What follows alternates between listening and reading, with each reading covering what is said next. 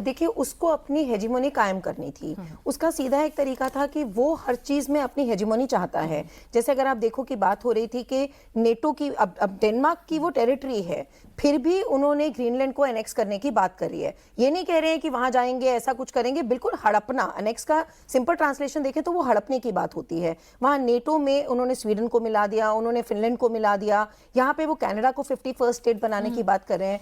तो उनको कोई फर्क ही नहीं पड़ रहा है कि उनका किसके साथ क्या रिश्ते थे। ये तो चलो अगर हम भारत की बात कर रहे हैं, पिछले 25 सालों में हमारे रिश्ते उनसे सुधरे हैं, क्लिंटन के बाद जो किया है। बाकी जिन देशों की अभी हम बात करें, अगर कोलंबिया को अगर छोड़ देते हैं, ग्रीनलैंड की बात करें, अगर हम बाकी यूरोपियन नेशंस की बात करें, स्वीडन की बात करें, फिनलैंड की बात करें, कनाडा की बात करें, ये तो उनके अपने फ्रेंडली नेशंस थे ना, हिस्टोरिकली बहुत फ्रेंड्स रहे हैं वो उनके।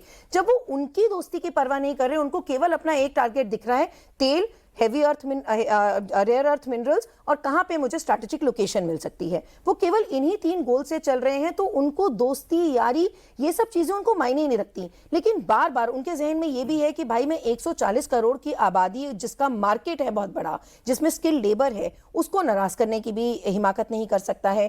प्लस उनको आज के भारत की पावर भी पता है, उनको मोदी जी की स्ट्रैटेजी भी पता है कि you cannot defeat, you cannot bring him down to your knees. आप नहीं ये कह सकते हो कि जी मैंने भारत को घुटने टिकवा दिए। आपने बहुत कोशिश कर ली कि जी मैंने वॉर रुकवाई। हमने एक बार भी पार्लियामेंट में खड़े होके भी, सॉरी टू से, बट हमारे विपक्ष यहाँ पे कहते हैं कि आप इसका प्रमाण दीजिए, आप उसका प्रमाण दीजिए, अगले आप उठने वाले हैं। हमने उन सब चीजों को बड़े साइलेंटली उसका जवाब देते हैं। तो इसके चलते ट्रंप को यहां पे फर्क नहीं पड़ता है कि कौन मेरा दोस्त है, कौन मेरा दुश्मन है। उसको केवल मार्केट दिख रही है, उसको नहीं फर्क पड़ता है कि मैंने 25 साल के रिश्ते।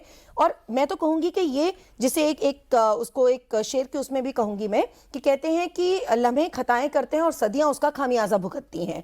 तो मामदानी, मैं कहूंगी आसमान से टपके खजूर में अटके, कि उसका नतीजा ही तो है कि ट्रंप की जो ये हरकतें हैं उसका ही तो नतीजा मामदानी मिला है। कि मामदानी को मैं कहूं कि बहुत बेहतरीन है। हम अभी थोड़े दिन पहले आप ही के शो में चर्चा कर रहे थे कि मामदानी बहुत बेहतरीन है। वो कहां से, कोई बेहतरीन नहीं है।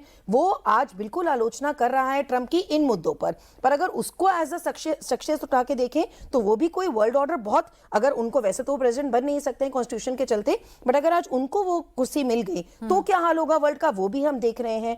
तो उनकी हरकतों की वजह से ऑल्टरनेटिव क्या मिल रहा है, मामदानी जैसा। तो इस समय ट्रंप बिल्कुल एक बौखलाए आदमी की तरह हो रखा है, उसको कुछ नहीं पता कि क्या कर रहे हैं। तो सर एक लास्ट क्लोज